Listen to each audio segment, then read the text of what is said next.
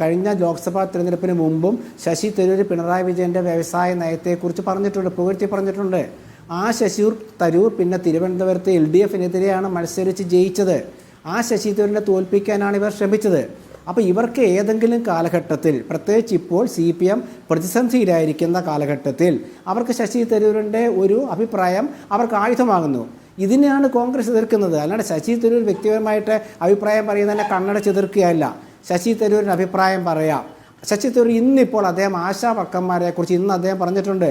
17 ദിവസമായി ആശാ വർക്കർമാർ സമരം നടത്തുന്നു. അവിടെ അത് മറച്ചു വെക്കണം CPMന് ഇല്ലേ? ഇവിടെ ശ്രീ സജീഷ് പറഞ്ഞത് ആ ഒരു കമ്പ്യൂട്ടർ വന്നാൽ തൊഴിലാളികളുടെ തൊഴിൽ പോകുന്നല്ലേ? ആശാ വർക്കർമാരുടെ തൊഴിൽ എന്താ? ഇവരെന്താ ഭീഷണിപ്പെടുത്തുകയല്ലേ? വേണു എളമനകരി മുൻ വ്യവസായ മന്ത്രിയാ, അദ്ദേഹം ഭീഷണിപ്പെടുത്തുന്നു, പാർട്ടി ഭീഷണിപ്പെടുത്തുന്നു, ബദൽ ജാഥ നടത്തുന്നു. എന്താ ആശാ വർക്കർമാരെ കേരളത്തിലെ ആധുനിക സംവിധാനത്തിലെ തൊഴിലാളികളല്ലേ? അവർ കോവിഡ് കാലത്ത് ചെയ്ത സേവനങ്ങൾ ഇവർ പോരുത്തുന്നുണ്ടല്ലോ. അപ്പോൾ ഇപ്പോൾ പാർട്ടി ഒന്നടങ്കം അവർക്കെതിരെ വന്നിരിക്കുകയാണ്. നാളെ ഇവർ പ്രതിപക്ഷത്തിരിക്കുമ്പോൾ ഇവർ ആശാ വർക്കർമാരുടെ സമരവുമായിട്ട് വരും.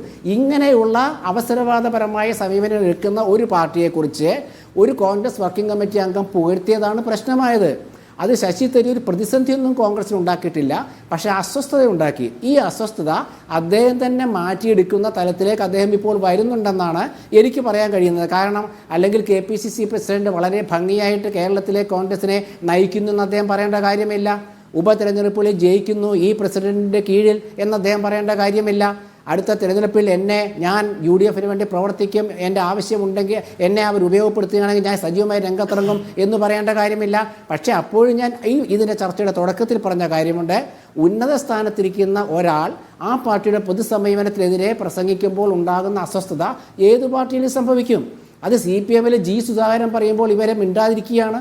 G സുധാകരൻ പറയുന്നവർക്ക് അസ്വസ്ഥത ഉണ്ടാക്കുന്നുണ്ടല്ലോ, പക്ഷേ ഒരു മിണ്ടുന്നില്ലെന്ന് മാത്രമേ ഉള്ളൂ. അതുപോലെ തന്നെയാണ് ശശി തരൂരിൻ്റെ കാര്യത്തിൽ കോൺഗ്രസിൻ്റെ നിലപാടും. എന്ന് വെച്ചുകൊണ്ട് കോൺഗ്രസിനെ ശശി തരൂർ പൂർണ്ണമായും തള്ളിക്കളയുന്നില്ല. കാരണം മുൻകാലങ്ങളിൽ അരുൺ നെഹ്റുവിനെ പോലെ, അരുൺ സിംഗിനെ പോലെ, നട്ടൂർ സിംഗിനെ പോലെ, KR നാരായണനെ പോലെ, മണിശങ്കരയ്യരെ പോലെ, അതുപോലെ S കൃഷ്ണകുമാറിനെ പോലെയൊക്കെ തന്നെ ശശി തരൂരിനെ കരുതുകയും അദ്ദേഹത്തിന് സ്ഥാനങ്ങൾ കൊടുക്കുകയും ചെയ്തിട്ടുണ്ട്. ഭരണമില്ലാത്ത കേന്ദ്രത്തിൽ ശശി തരൂരിന് സ്ഥാനം കൊടുക്കാൻ കോൺഗ്രസിന് കഴിയില്ല. ഭരണമില്ലാത്ത കേരളത്തിൽ ശശി തരൂരിന് സ്ഥാനം കൊടുക്കാൻ കോൺഗ്രസിന് കഴിയില്ല. അതുകൊണ്ടാണ് പ്രതിപക്ഷത്തിരിക്കുന്ന കോൺഗ്രസ് പരമോന്നത സമിതിയായ വർക്കിംഗ് കമ്മിറ്റിയിൽ അദ്ദേഹത്തെ അംഗമാക്കിയത്.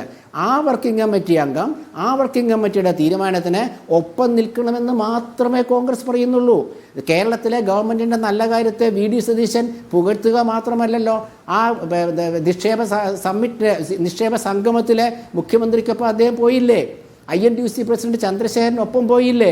CPMൻ്റെ കാലത്ത് ഇവർ പോയോ? AK ആന്റണി ആദ്യത്തെ ലോക ജിം അറിയാമല്ലോ, വേൾഡ് സമ്മിറ്റ് വിളിച്ചേർത്തപ്പോൾ ബഹിഷ്കരിച്ചവരാണ് സതീഷിൻ്റെ പാർട്ടി. അവരാണോ വികസനത്തെക്കുറിച്ച് പറയുന്നത്? ഉമ്മൻചാണ്ടിയുടെ ഈ